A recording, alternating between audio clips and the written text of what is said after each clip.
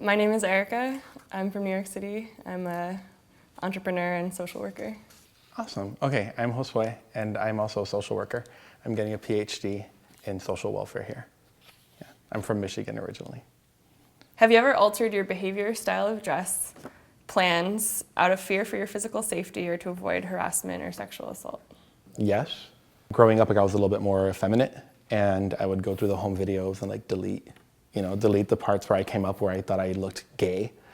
If I'm pumping gas somewhere, if I'm shopping somewhere by myself, then yeah, I would purposely try to behave more manly. I've had people, throw eggs at me and yell faggot at me and do things of that sort. I'm also like a 6 foot tall, pretty solidly built guy. And so, there didn't go much further than that. When I was older, the sexual assault piece, we were drinking and whatnot, and they must have drugged me. I don't remember exactly what happened. I remember flashbacks, but I was raped that night, and I woke up the next day with hickeys. And then when I saw that in the mirror, then I had flashbacks, and I remembered bits and pieces of what happened the night before. And that was it a roofie kind of situation? Exactly, yeah. It took me a long time to even admit that that had happened, and then it took me a long time to come to terms with even using the word rape to describe it. And even now, whenever I have to talk to someone about it, if I'm in therapy or if there's a conversation with someone, this comes up for some reason, I like to explain I was drug raped, because I feel like that's not as bad. That's interesting. As being completely conscious and forced and feeling pain and Right. So it doesn't actually make it any better. No, I know. But in my mind, it's like before this happened, I had this thing in my mind where, why do women blame themselves when they get raped? That's so, that doesn't make any sense. And then it happened to me, and I realized, years after, when I finally admitted, I was just blaming myself. Oh, I led these people on. And back when I was homeless, I would now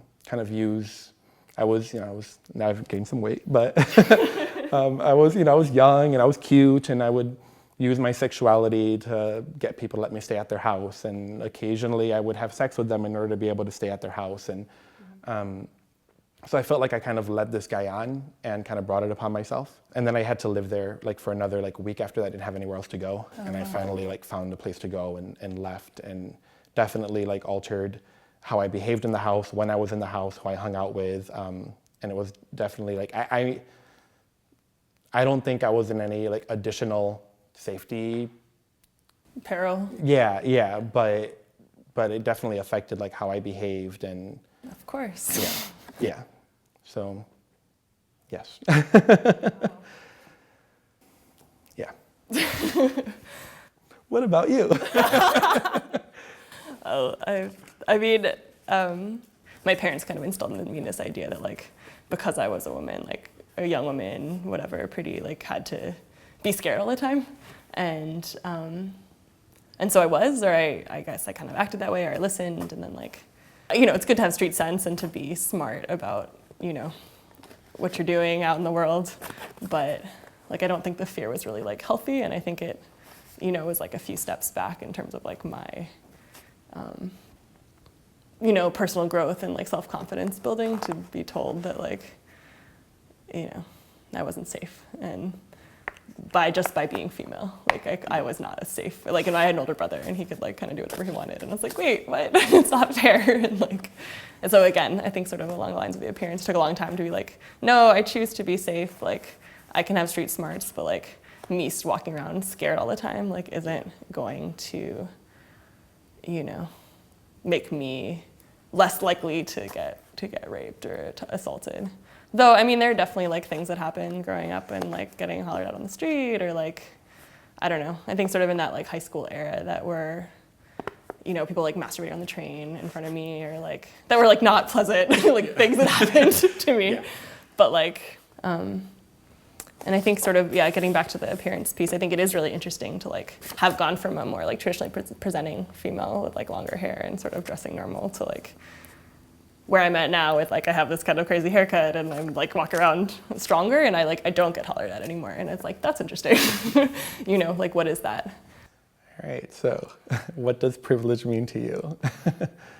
Not having to think about it, I think, is such a good definition for privilege, because it's like, as you know, as raised as someone quite privileged, to be like, oh, like to see people like you all around you on TV in positions of power, to see your identity replicated positively in the world, and like not think about it, is such a privilege. And so that was like, later when I saw that, I was like, whoa, that's crazy that was so normalized, you know, and that it was so invisible to me, like that was happening around me, and I was like mad, you know. I was like, who, like what? Who said this was okay? That this is how history is taught. This is how that you can go through your life and not even see how much you're privileged unless you like actually take the time to do the work and like learn about what privilege means and how it impacts you and how it impacts other people. Okay, you have privilege, like don't pretend you don't pretend you're not like part of this racist system, but sexist, classist, but like how can you use that power in a positive way and not just have a great life and you know, forget about everybody else? What does privilege mean to you? When I think of privilege in the terms of privilege and oppression, then I think about unearned advantages. So being white, being male, being tall. But it gets, I think, a little more complicated when I think about privilege that is earned. I have master's degrees, I am getting a PhD, and that's going to afford me a number of privileges, and I worked for that.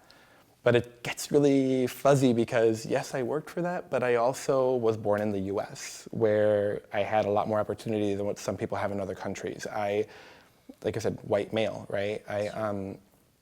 I happened to have an aunt that was a role model that got in my mind, you know, that I wanted to go to college from a young age. All those things were unearned advantages that so it gets very complicated how I think about what privilege is. And the dynamic that, you know, what you said made a lot of sense. You know, you live in this world, you can't not live in this world where there's all these different privileges.